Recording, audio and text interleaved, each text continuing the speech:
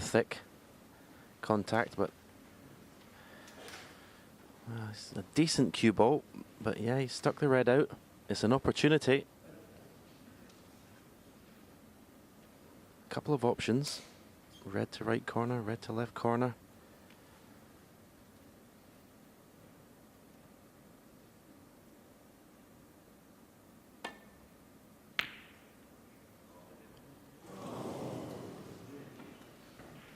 Great effort. Played it cleverly, actually. He was only going to leave the red that he played. Obviously dead weight. He got so close to it. He's maybe a little bit fortunate, you could say, that the red hasn't stayed over the corner pocket. But that's what Sean and I were saying before. When you play the break off and the decider, you can't afford to leave anything. Could cost you the match.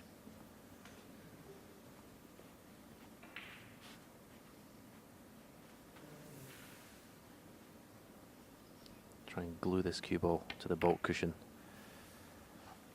And he hasn't done. It's safe, but it hasn't put any pressure on this shot, really, from Mark Allen. In fact, he's taken this red on to the left corner.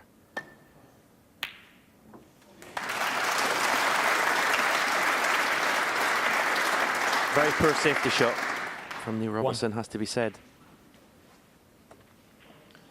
And now what do you play? You play for the loose red, or is it brown, splash the reds?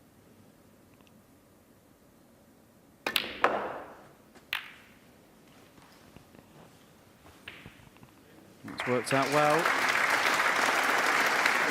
The right shot, in my opinion. Trying to make something happen.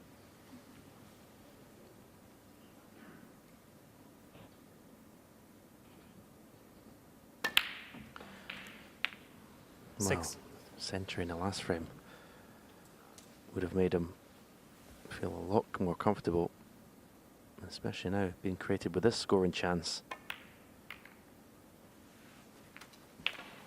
What a time in the match to find your scoring form. 13.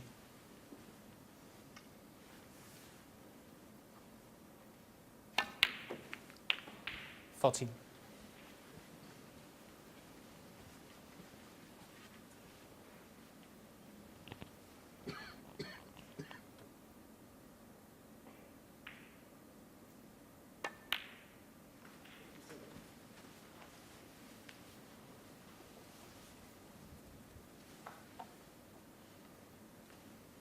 21.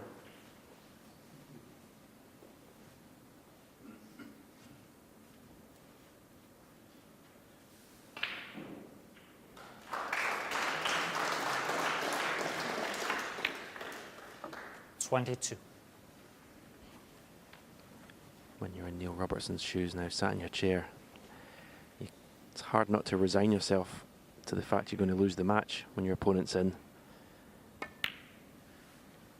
You've got to try and stay positive, because if something does happen unexpectedly and your opponent misses, you've got to be ready. 28.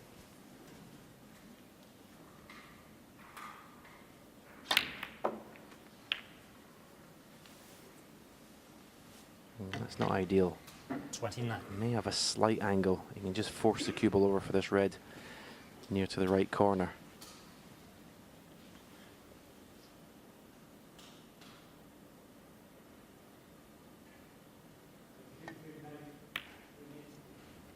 Oh, he's found one to the left of the bunch, to left middle. But this break is getting more and more 36. complicated as he wheels away the out loose reds. 37. Yeah, this is the sharpest he's looked in the whole match, Mark Allen, in the last couple of frames.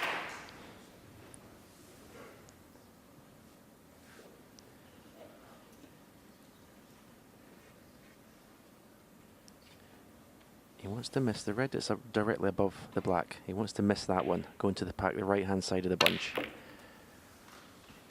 I think he's okay. There's enough space in between cue ball and object ball. He just caught that red, just ever so slightly. This is fiddly though, isn't it, with a long bridge? 45. Played it well. That was when his cue action was an advantage, wasn't it? That kind of shot.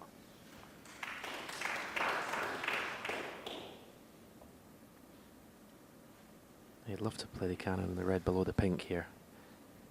He's aiming low in the cue ball, so he's swinging it round.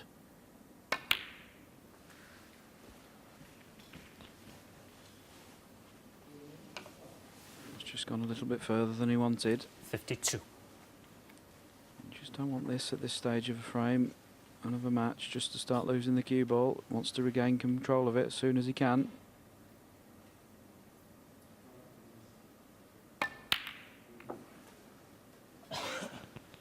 $53. Edging closer and closer to getting over the line in this match. You feel that this is the last big shot he might have to play.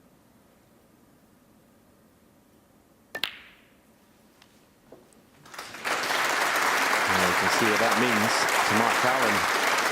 He's not even past the stage that his opponent needs a snooker, but he knew 59. inside that was the shot. Quite a reaction, really. And he's still 2 or 3 pots away from securing this frame and the match.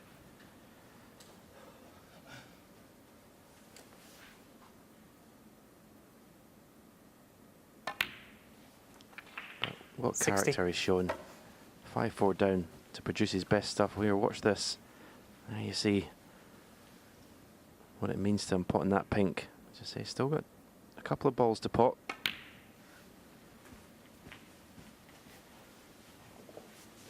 Don't know about you, I just prefer celebrating when it's over. 66.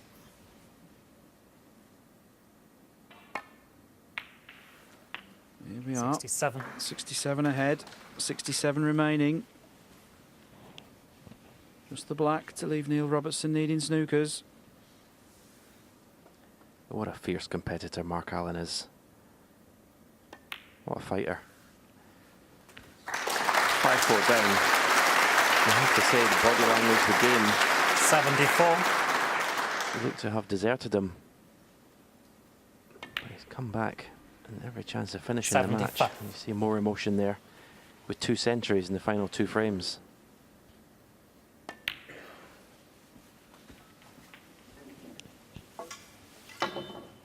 $81.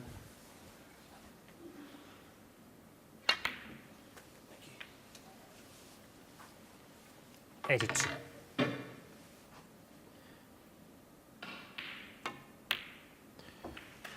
Neil Robertson will be pretty disappointed. He had 1 half chance in the previous frame, maybe pushed the ball out a bit, going for a long red when he was leaving Mark Allen an easy option to the left corner, left middle pocket. 90. But apart from that, he's had precious little since going 5-4 ahead. But take nothing away from this man at the table. What a performance. 96. 97. Found a gear when it mattered most. 104. 105.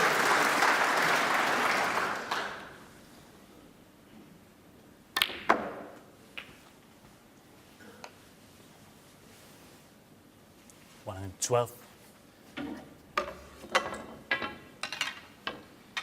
This really has been a finish of the highest order. Having led the match 3-1 at the interval, 114. he would have loved to have come back out and seen the match progress to a simple finish. It wasn't that way. Neil fought incredibly difficultly. 140. There's the handshake. And words exchanged between the players, wishing each other well. Great to see, a good finish to that match. Mark Allen finishes the match with 2 century breaks. He actually looked his best just when he needed it. I don't want to be big-headed, but I felt like I definitely deserved the win. Neil just kept pinching frames to stay in the game, and I felt like I was always the one doing the scoring. And yes, there was mistakes made, but in general, I feel like Neil made a lot more errors than I did. And to be 5-4 down, I was sort of scratching my head, but had to stay patient, and I knew my game was in good shape, and obviously finished off really well.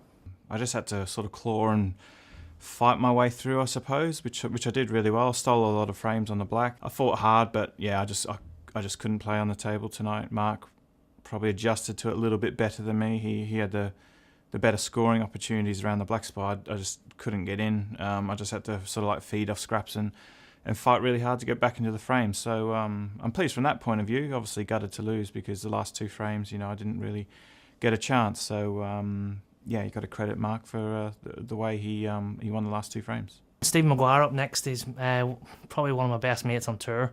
We've been out pretty much every day with each other, so I'm sure we'll give each other a bit of stick tomorrow, getting ready for the next day, and may the best man win, because we'll be wanting to kill each other out there when we're on the table, but whenever the match is done, I'm sure we'll shake hands, give each other a hug, and wish the winner all the best the next round.